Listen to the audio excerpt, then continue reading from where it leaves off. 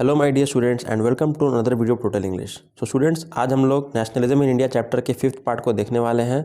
अभी तक मैंने 4 पार्ट इस वीडियो का बना दिया है। अगर आपने पहले के वीडियोस नहीं देख रखे हैं तो उसका लिंक मैं डिस्क्रिप्शन में दे दे रहा हूँ, या फिर आप आई वाले बटन से भी जाके उसे देख सकते हैं।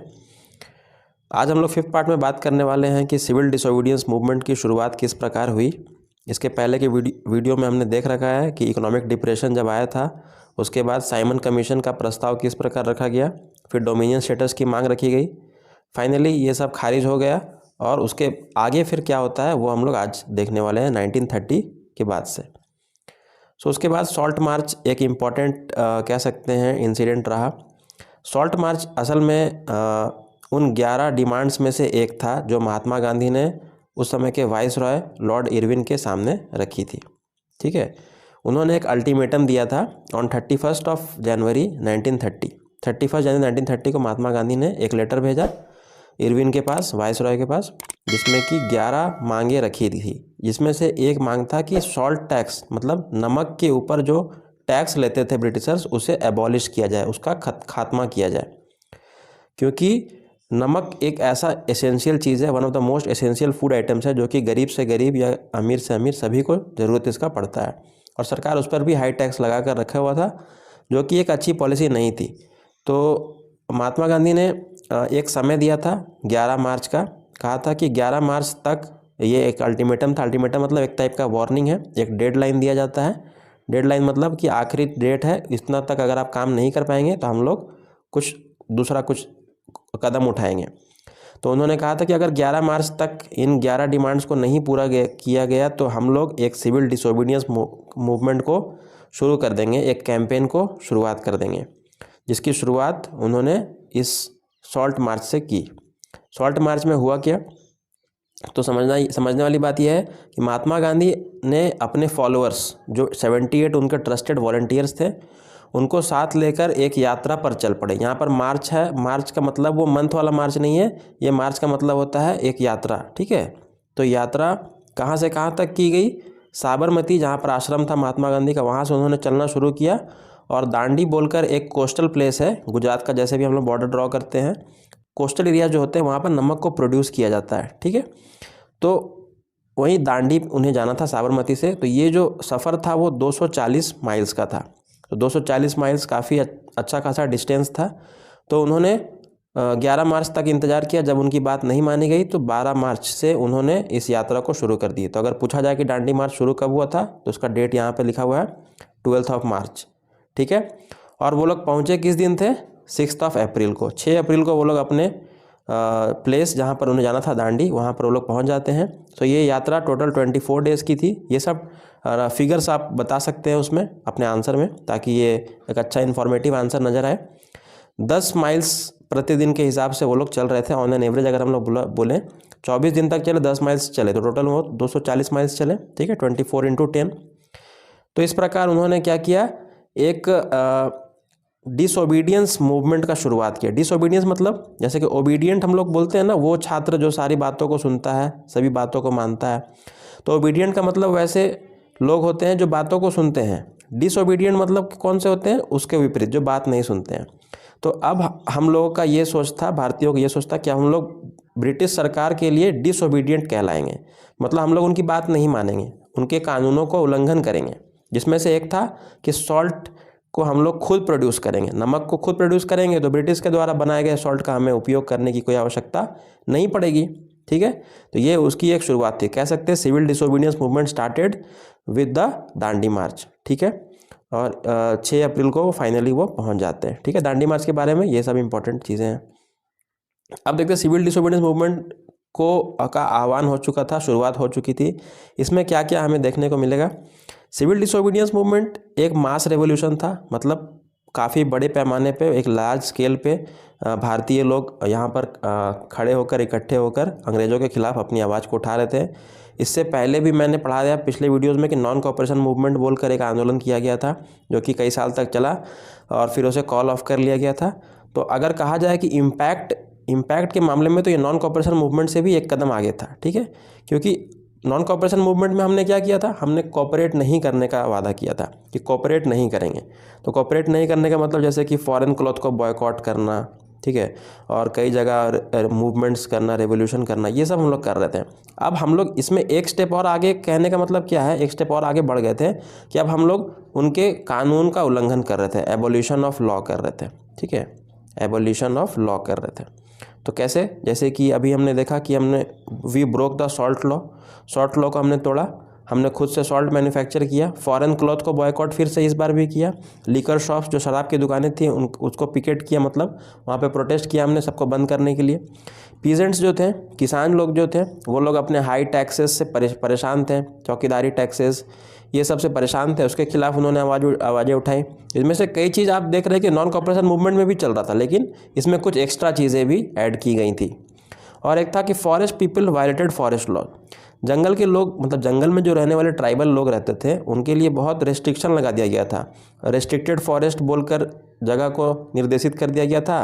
तो उसके चलते क्या था कि कोई भी वहाँ पर इंटर नहीं कर सकता फॉरेस्ट में। अब बताइए, जंगल के लोग जंगल में ही नहीं जाएंगे तो वो लोग कैसे खाएंगे, कैसे रहेंगे? तो इससे उनको बहुत परेशानी थी, तो उन्होंने भी इसको कानून का उल्लंघन किया और जंगलों में जाने लगे, लकड़ियाँ वगैरह अपने वहाँ से कलेक्ट करने लगे, कैटल को, अपने जानवरों को वहाँ चरवाने लगे। तो ये सब काम वो लोग करने लगे। तो इससे ये देखने लगा सरकार को कि अब जो इंडियंस हैं वो उनकी बात को नहीं मान रहे हैं, वो अब डिसोबीडियंट हो चुके हैं। तो इस पर सरकार की प्रतिक्रिया आनी जाहिर थी। सरकार ने अपना कदम उठाया, गवर्नमेंट एक्शन, यहाँ आप देख सकते हैं। तो सरकार की क्या प्रतिक्रिया थी? तो government began arresting the Congress leaders one by one. उन्होंने जितने भी लीडर्स थे उनको अरेस्ट करना शुरू कर दिया। लीडर्स को अरेस्ट करना जब शुरू किया तो उसमें से कुछ लीडर्स के नाम यहाँ पर हैं, जैसे कि अब्दुल गफ़ार खान। अब अब्दुल गफ़ार खान कौन थे? तो एक गांधी जी के वो डिसाइपल थे, एक शिष्य थे, और उन्होंने भी एक बड़े लीडर के पद के तौर पे, एक बड़े लीडर के तौर पे वो एक निकल कर आए थे। जब उनको अरेस्ट किया गया तो कई वायलेंट क्लैशेस होने लगे 1930 में। ठीक है, कई जगह मतलब ब्रिटिशर्स के खिलाफ लोग आंदोलन पे आ गए कि उनके बहुत बड़े नेता अब्दुल गफ़ार खान को अरेस्ट किया गया है, तो वहाँ पर मूवमेंट चलाने लगे लोग, तोड़फोड़ करने लगे। उसके बाद महात्मा गांधी को भी अरेस्ट कर लिया गया और वहाँ पर भी शोलापुर में भी ये फिर से वही बात होने लगे कि वायलेंट क्लैशेस होने लगे। तो जहाँ जहाँ पर बड़े बड़े नेताओं को, लीडर्स को पकड़ा जा रहा था, वहाँ के लोग फाइट करने लग रहे थे ब्रिटिशर्स से। तो ये चल रहा था सिनेरियो, और इस तरह कई नेता वगैरह को पकड़ा गया। साथ ही साथ आप देख सकते हैं कि पीसफुल सत्याग्रही जो लोग थे उनको अटैक किया गया, वो महिलाओं बच्चों को पीटा गया और करीब 1 लाख से ज़्यादा लोगों को अरेस्ट किया गया। तो ये सरकार की नीति थी। सरकार ने इस तरह से उनका मुंह बंद करने का प्रयास किया। उसके बाद जब माहौल इतना उथल पुथल वाला हो रहा था, तब इसका उपाय निकालने के लिए महात्मा गांधी और लॉर्ड इरविन के बीच एक पैक्ट हुआ। पैक्ट मतलब संधि, एक तरह का डील हुआ। तो डील में यही सब हुआ कि उन्होंने कहा कि मैं महात्मा गांधी और बाकी लोगों को, उनके जैसे जो सपोर्टर्स हैं, उनको छोड़ दूंगा, इसके बदले में आपको ये सब जो रेवोल्यूशन वगैरह कर रहे हैं इसको आपको वापस लेना पड़ेगा। तो Gandhi once again decided to call off the movement and entered into pact with Irwin on 5 March 1931। यहाँ पर महात्मा गांधी एक गलती कर रहे थे। वो लॉर्ड इरविन की बात मानकर 5 मार्च 1931, पूछा जाए गांधी इरविन पैक्ट कब हुआ था, तो 5 मार्च 1931 को उन्होंने साइन किया था कि हम लोग एक डील करेंगे जिसमें कि ये रेवोल्यूशन को मैं वादा करता हूँ, जो सिविल डिसोबीडियंस मूवमेंट चल रहा था इसको कॉल ऑफ, वापस बुला लिया गया था महात्मा गांधी के द्वारा, क्योंकि अंग्रेज़ की बातों में ये लोग आ गए थे। और ब्रिटिशर्स जब बोल रहे थे कि हम लोग इस पर लगाम लगाना चाहते हैं और हम लोग आपको इसके बदले बहुत से ऑफ़र्स देंगे, अच्छे अच्छे प्रपोजल्स देंगे, तो इसमें महात्मा गांधी यहाँ पर गलती कर बैठते हैं, क्योंकि इसके बाद उन्होंने एक तरह से कह सकते हैं धोखा दिया, बीट्रे किया कांग्रेसमैन और महात्मा गांधी को। तो गांधी इरविन पैक्ट में क्या होता? Gandhi ji consented to participate in second round table conference. Round table conference होता था समय समय पर। पहला राउंड टेबल कॉन्फ्रेंस को कांग्रेस ने बहिष्कार कर दिया था, उसको नहीं, उस समय नॉन कॉपरेशन मूवमेंट चल रहा था तो हम लोग नहीं गए थे, कांग्रेस पार्टी लोग। तो फिर राउंड टेबल कॉन्फ्रेंस में उनको आने के लिए कहा कि आपको राउंड टेबल सेकंड जो होने वाला राउंड टेबल कॉन्फ्रेंस, उसमें आपको पार्टिसिपेट करना होगा।